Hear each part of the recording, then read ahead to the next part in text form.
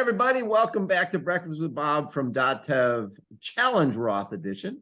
My name is Bob Babbitt. We're brought to you by Master Spas, SFuels Go Longer, HOKA Let's Fly, Form Smart Swim Goggles, Zoot, the original triathlon brand, Premium Plus Sports, and of course, our Challenged Athletes Foundation. We're celebrating our 30th anniversary. We've now raised $159 million and sent out over 44,000 grants to keep challenged athletes in the game of life through sports.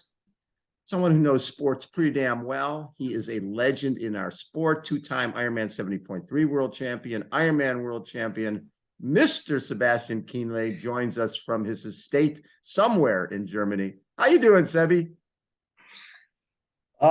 Thanks, Bob. I'm definitely feeling better as soon as I see this wonderful backdrop. I think I'll need this for any future meetings because it gives you a good feeling right away and brings a little bit of the who goes on the rocks vibes to me to Mühlacker, where I'm currently am.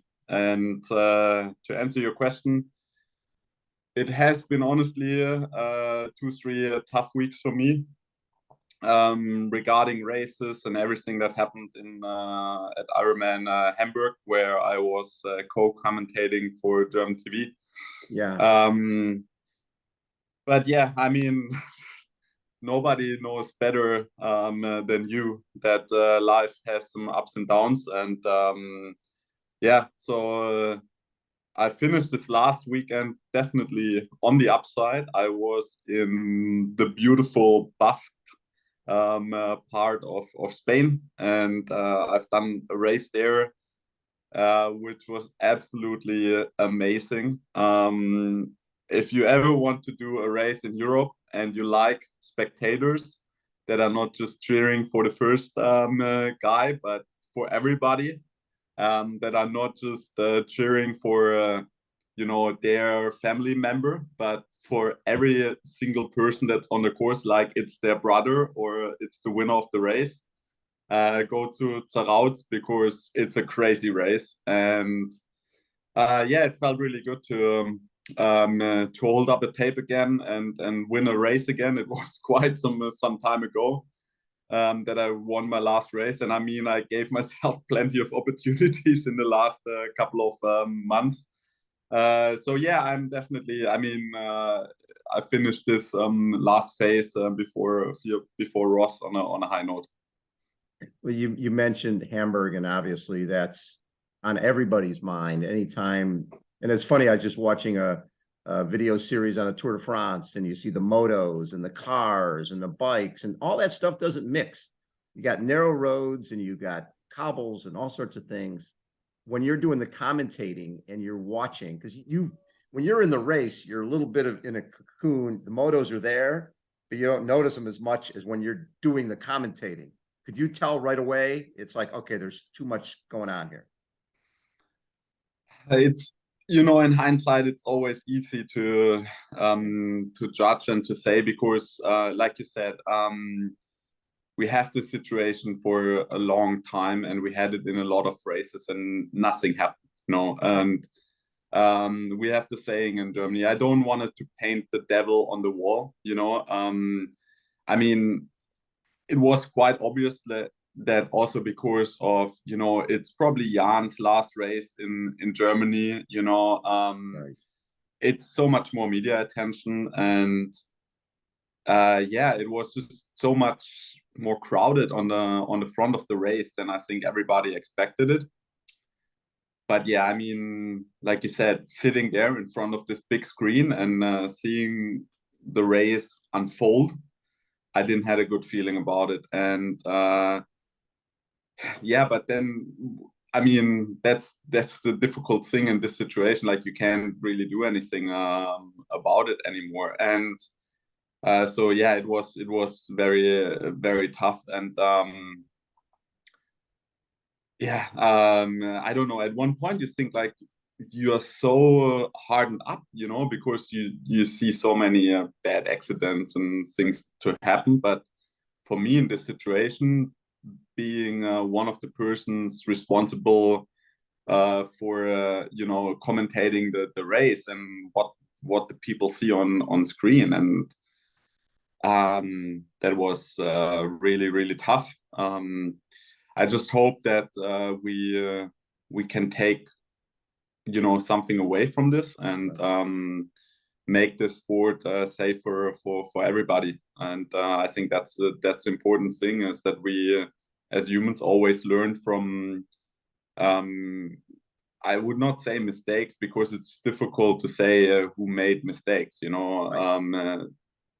Everybody, I think, involved in the race made a mistake at one point. It's from the organizers to the motorbike, or to like even the athletes, you know. I mean, we as athletes are part of this. And I know also for myself, you know, I mean, I have my YouTube channel, and of course I also this year I tried to get my media guy on a motorbike in a race to make a better coverage for everybody, you know. Right. And this is a pretty slippery slope, you know. It's so therefore I think we all have to learn from that, and moving forward to make the sport safer for everybody.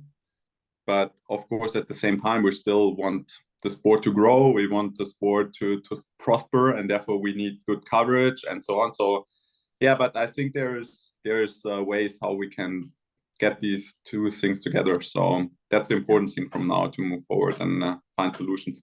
Yeah, it's interesting going back, obviously before YouTube channels, we had all these magazines out there. So you have Iron, you were part of that. Every magazine was on a moto, because every photographer wanted their own shots.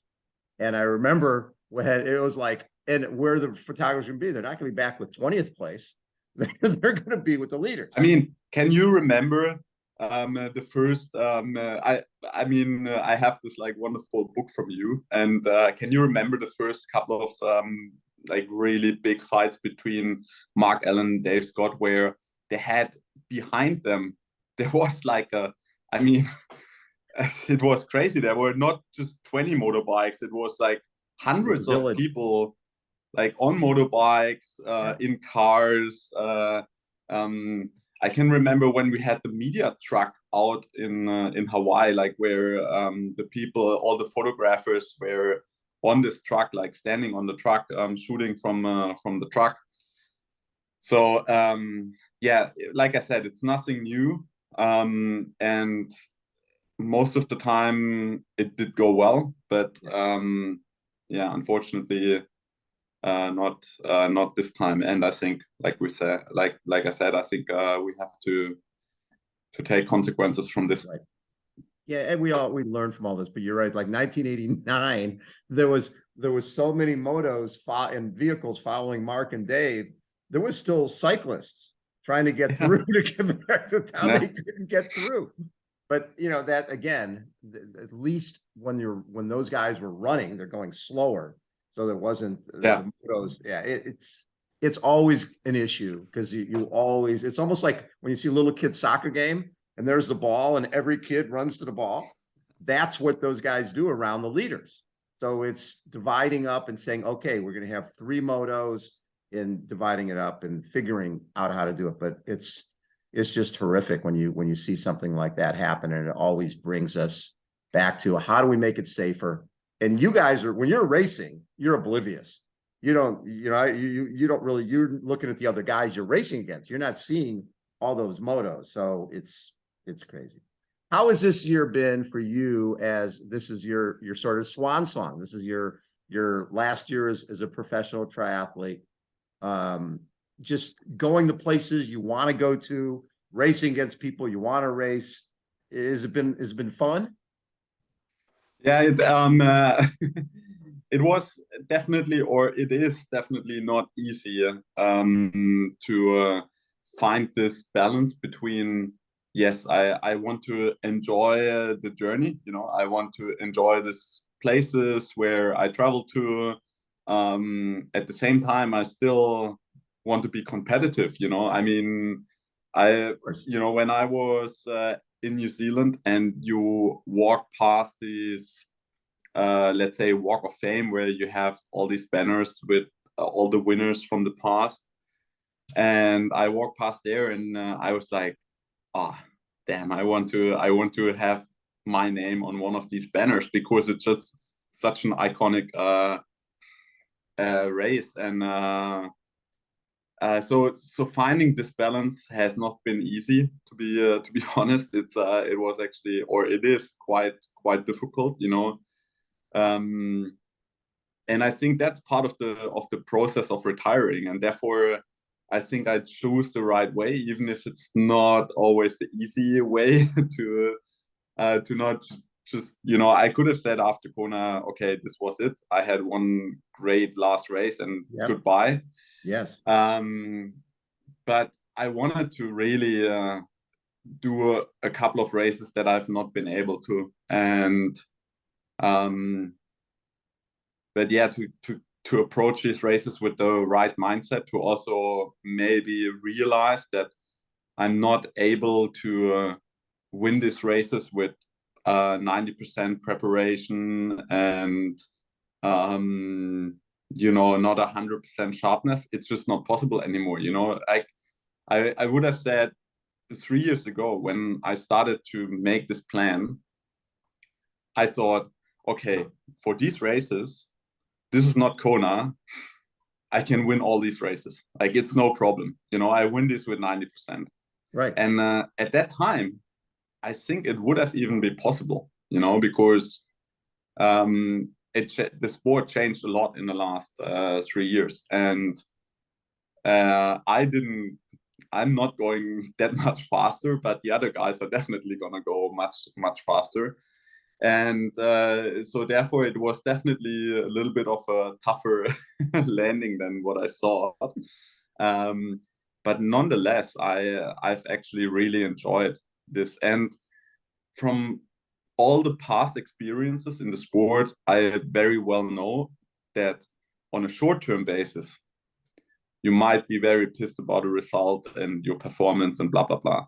But 2-3 years later, you not remember really like what place you made in this race, but you can remember running this absolutely beautiful trail around Lake Wanaka, having a barbecue with friends, with Braden and his family, and that's the things that will stick to you, and that's this whole year about. Is like you know, sucking up so many emotions, as many emotions as possible, so that I can tell the stories in the next 30 years. Exactly. Well, and when I look at, I'm like looking at all these stats, right, from all these years, and the stats mean less to me than you against Jan, right? You and Lionel, just those different battles that we've seen you in. And I'm guessing that's what means the most to you too. The times where is Lionel beat you, you beat him, you're running side by side with Jan down Elite Drive. Those are the moments that stick in my head when I think of your career, is just all those great moments with your competitors, because your competitors make you who you are.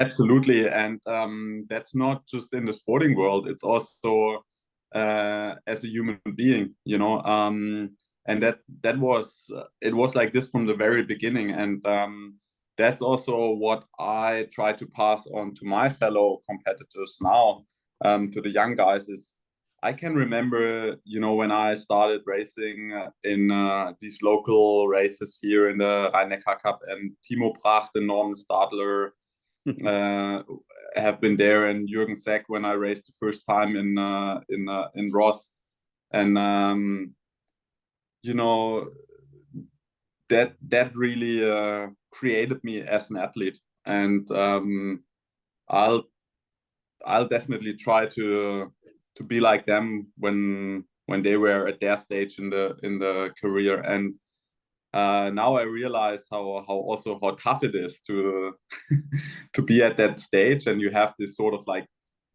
legend status, but you still want to win the races, you Of know, course. but then the young kids come and they kick your ass at one point, and but now I realize even more how humble and how great they were.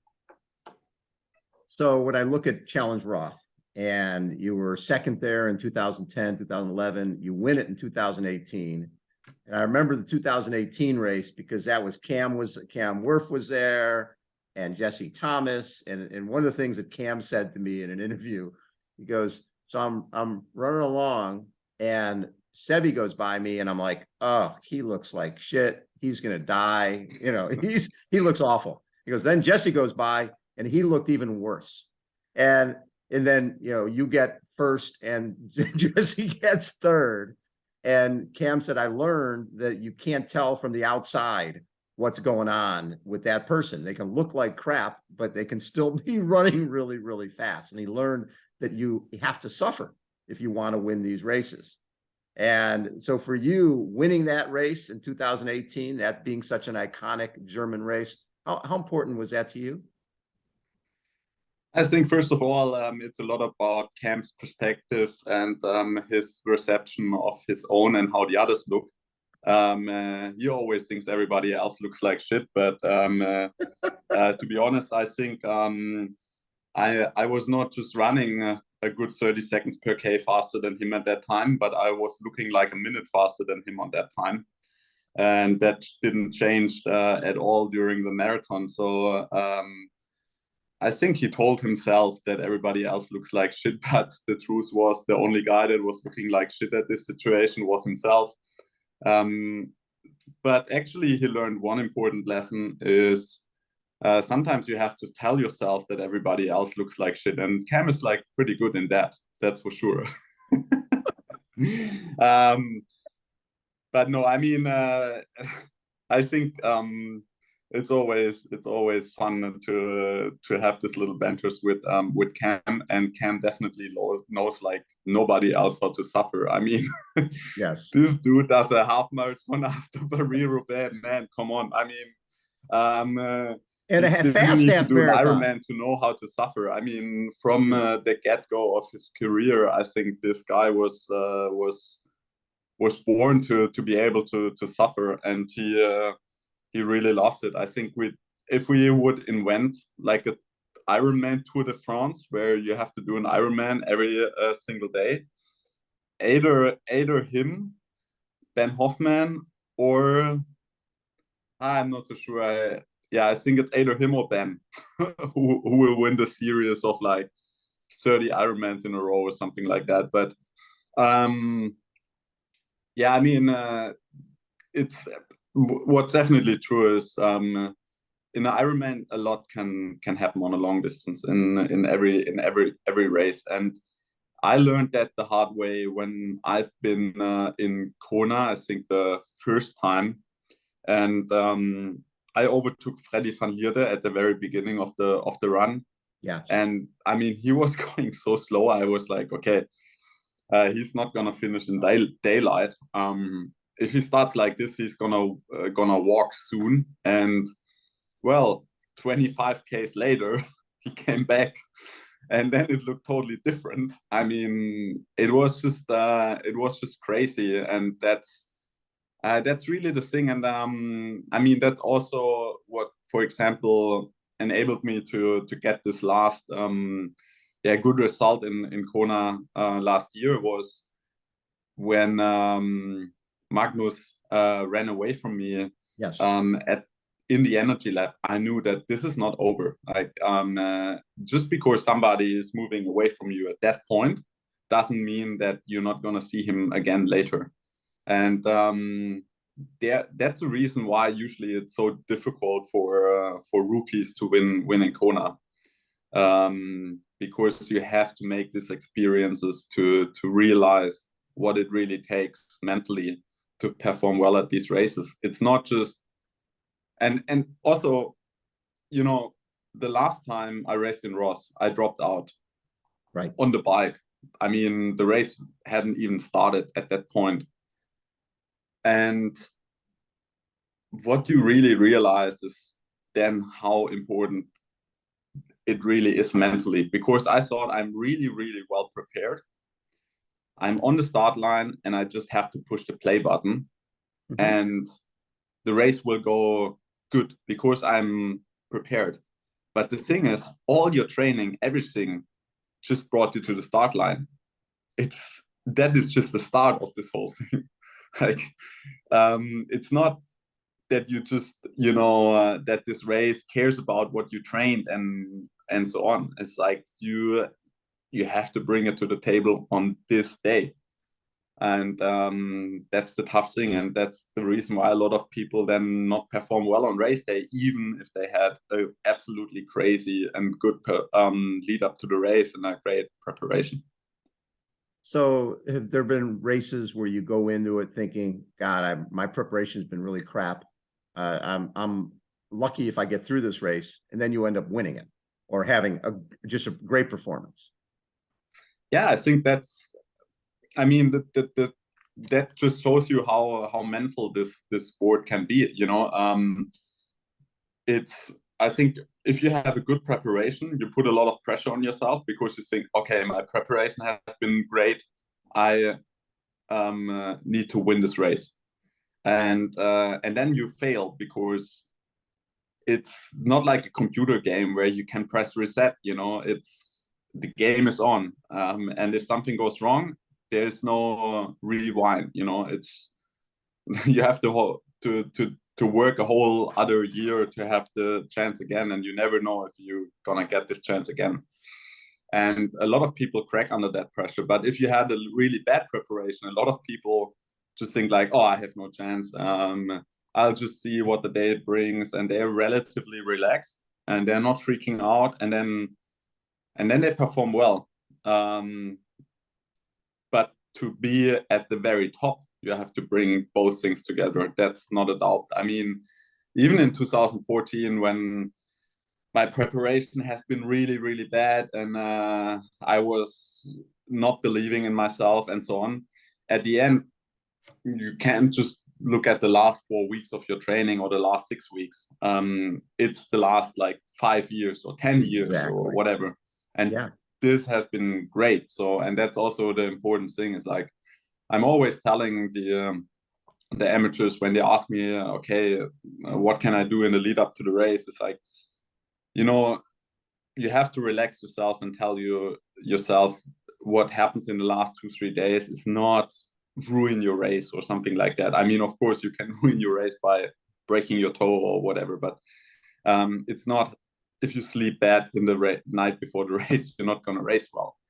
But if you ensure that, then you're going to actually sleep well, because that's not a pressure that you have to sleep well. And so I think that's really the balance you have to find, that you should not freak out about the little things. I mean, yeah, do the little things right, but don't freak out about them. That's really to find this balance is the hardest thing in the sport.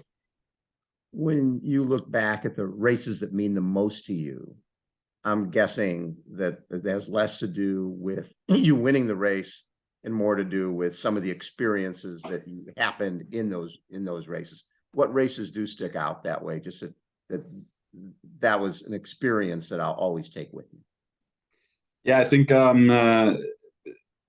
you put it exactly right. I mean, of course, everybody says like, yeah, 2014, and yeah, that's right. But the first time when I raced in Kona was even way more important for me, because I had a flat tire there. I lost some time, and I ended up 4th place. And I realized, okay, you are actually made for this. Yeah. So this is a race where you can compete with the best in the world, because for some people it just isn't. There's some people that won a lot of races, but they never won in Kona because they just struggle with the heat or whatnot, or they get really they have really mental struggles with these races. And for me, it was the other way around. From the very first race, I knew this is good.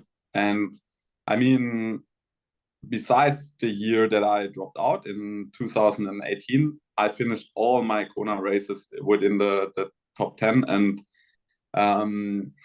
I think that's definitely something I'm proud of, because it's very tough to not have a bad day every let's say 3 or 4 years. I mean, most guys had a day of walking in Kona, or a really off year. I never had that beside 2018, where I struggled a lot with my Achilles. But yeah, other than that, I mean, the very first medal on a national level was actually a duathlon championship in Germany, and I became second there, and this was in 2003, I think.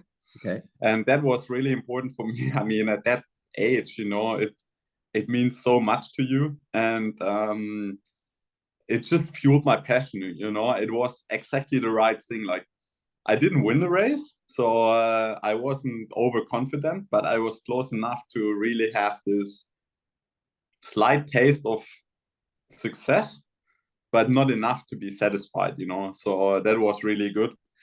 And then I think, yeah, the very first race in Roth, obviously. I mean, I was the first rookie ever to break 8 hours on the very first attempt.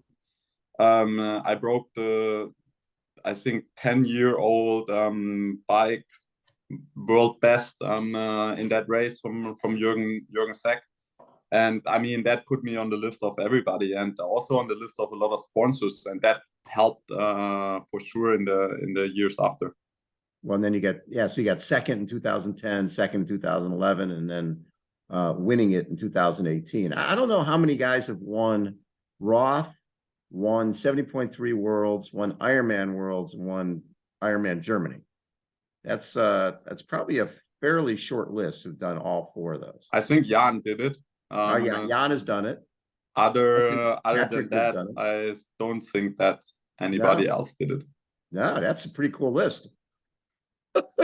I'm thinking about if Norm did it, but I'm not 100% sure. Also because Frankfurt is not around for that long. I mean, right. I don't want to come around cocky here, but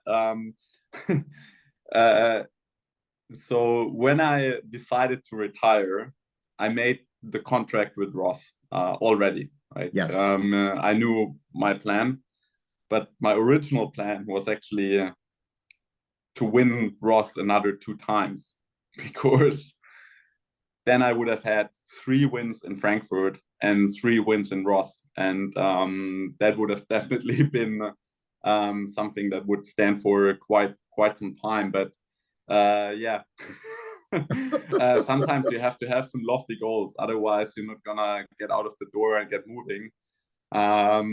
So this will be unfulfilled. I'll leave that one to somebody else. But yeah, I mean, yeah, you have to have some dreams. Yes, you do. So after this year, what will you be doing? I can't see you not training, because that's part of who you are and what you do. But will you just jump in and do some races in age grouper, do some relays? No, you're gonna be like Mark Allen, drop the mic and never do another race.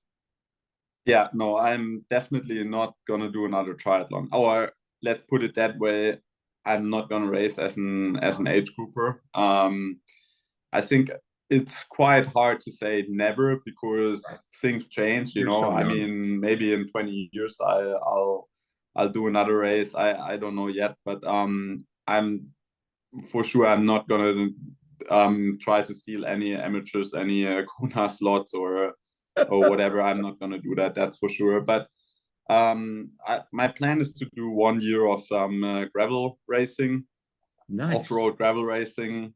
I'm gonna apply for the Lifetime Series in the US. Are you? Anybody listens to it? Yeah, we'll see. I mean, it's basically an invitation series, but it's the most iconic races. I've always been following it. No matter if it's Unbound or Leadville or all the other iconic gravel events. That would be one of the things. Just, I mean, it's not to ease myself out, but I think I still have some competition left in me, but I just, I just can't do any triathlon anymore. It's I'm just about to burn out with the sport. It's and then also right now I'm actually feeling quite healthy, but when I had to make decisions, I had so many niggles, my Achilles, my knee, my hip, my shoulder. They're always, there was always something, and then it's gonna be very tough to stay motivated when there's always something hurting, and I went to like so many runs of rehab with the Achilles. Yes.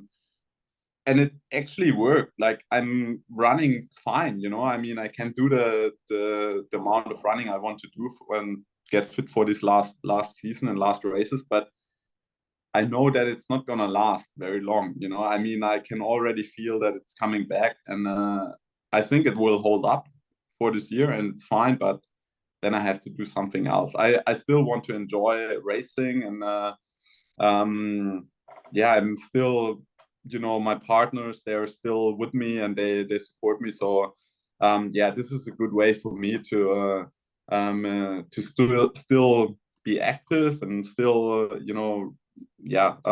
race in a competition, but just not in triathlon anymore. And I mean, look at Heather, for example, yes. Jackson, and she's doing great. I mean, yes. Of course I know, and for me it will be super tough to win any of those races, but I can bring something to the table, and yeah, that's the plan for next year. And then obviously support my family. It's an important thing for me as well. It's right now my wife, she's taking care about pretty much everything, and from next year on it's probably more about me, hopefully. So you'll spend a fair amount of time next year in the US. If I get the chance to do that, then I'll absolutely will, and I'm looking forward to that. I think of course I try to do this whole trip with my family. I mean, yes. Since I started racing as a professional, I've spent a lot of time stateside, and it would also be great to do this last little, or not little, big road trip through the US with my family. That would be amazing to just rent a trailer and go to these races, and and show my son the US, and that would be one of the things I would like to do. But yeah, we'll see. I mean, plans change quickly nowadays. So one of the cool things you did years ago with Ben Hoffman was you guys went to Cape Epic, which was, I know, something that you guys both really enjoyed, and was a little bit off the triathlon beaten path. That thing is brutal. Everybody I've talked to who's gone over there for that was like, oh my God, that's the hardest thing I've ever done. How do you rank that in terms of how tough it was? I mean, that's exactly when I said, like, you can't remember your place or ranking, or but you still speak about the experience. That's exactly the best example for this, because it was horrible, man. I mean, from day one, Ben had like really bad diarrhea. Yes. I also had it, but not as bad as Ben. Ben was like really, really suffering, and Ben can suffer like nobody else. I mean, I think he had 2 liters of Coke for breakfast every single day, looking like a ghost, but always telling me he's feeling better. And he was about to, I mean, for him, it was very costly, because he crashed, and then he injured his back, and he was a defending champion at Ironman South Africa, and he still wanted to do it, and then had to walk the marathon, and it was horrible.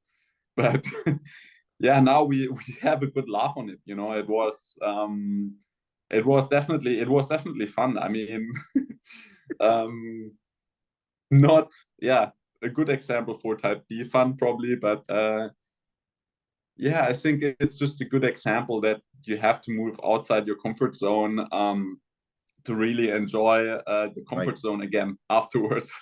And at one point, you become very comfortable in this outside the comfort zone in triathlon, you know, because you're so used to it. And it's not like, it's still hard, of course, but it's not the same challenge than it was when you started.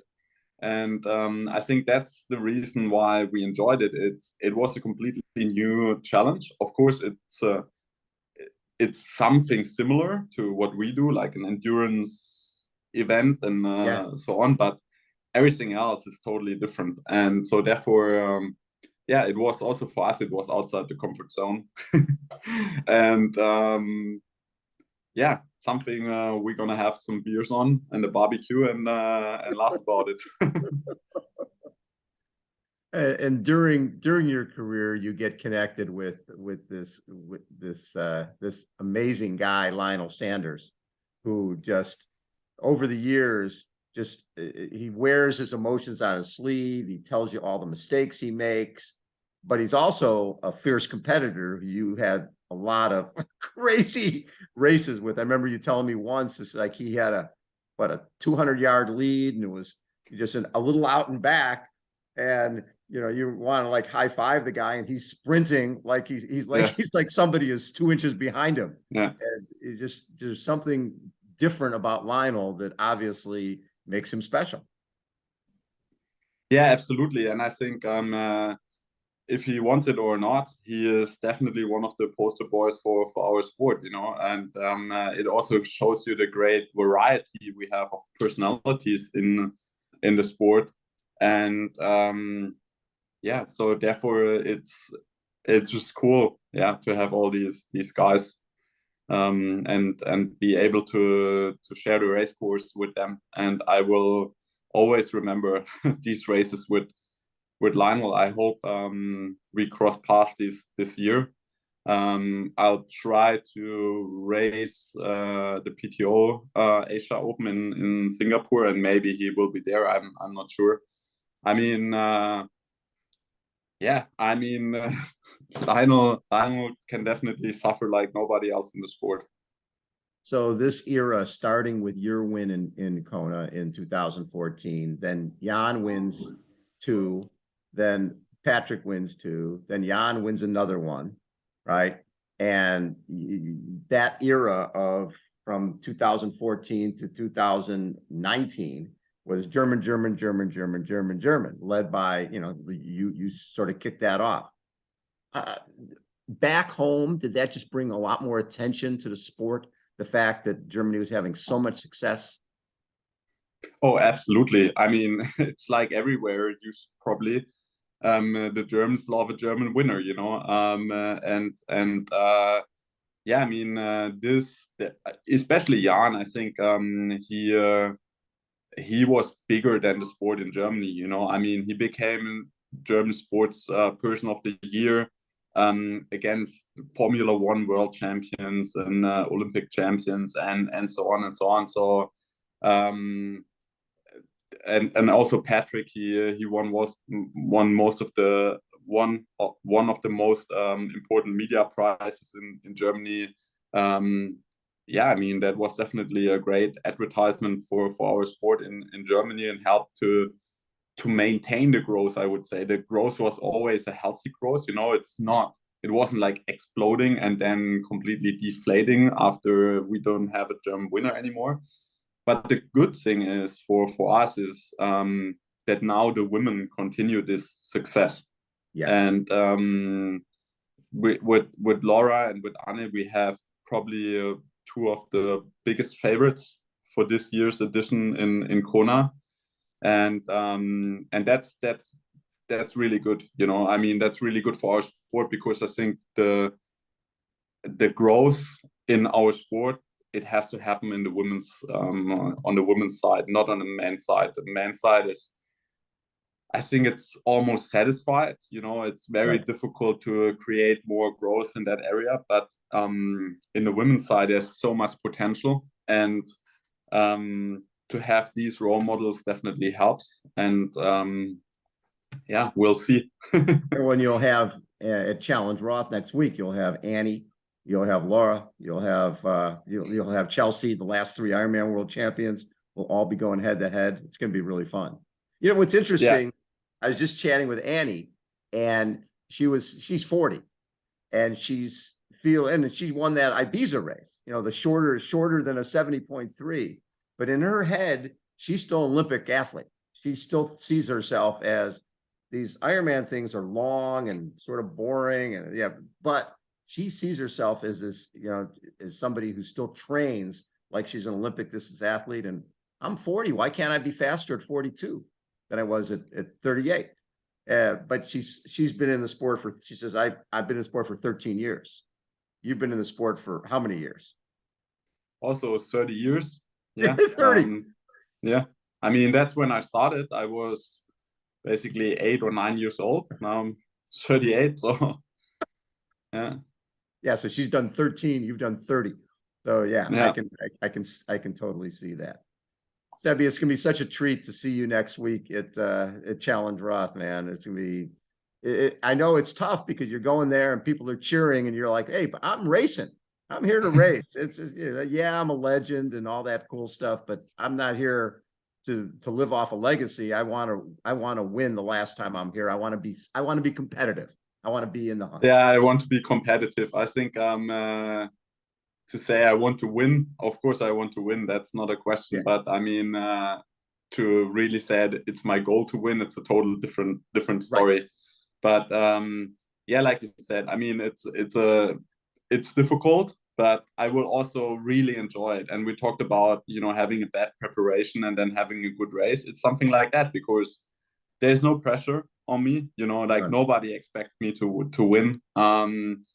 And I think it's a great situation, you know, being an underdog, but at the same time a legend. It's a pretty good combination to go into the last year and race Roth for one last time. I love it. Sebi, I always appreciate all the time you've taken with us over the years. And I remember our first radio interview back in, I don't know, it was 2011, 2012, somewhere along those lines. And it's actually been really fun to sort of chronicle your career all these years. It's been a treat. And if you decide to do that gravel stuff next year, that would be such a treat, because I think it'll be great for your YouTube channel. Yeah, people will love that. Yeah, I would love it too. And then maybe we have to have a breakfast in Unbound or something like that. We'll go to Unbound, or we'll go to we do a lot of stuff with Challenge Athlete Foundation at Leadville, so we certainly can do that too. You would love it. I'm happy to get involved, Bob, anytime. I love it. Sebastian Kienle has been our guest again. A Breakfast with Bob .tev Challenge Roth edition. Sebi, as always, thanks so much for your time, and we'll catch you next week. See ya.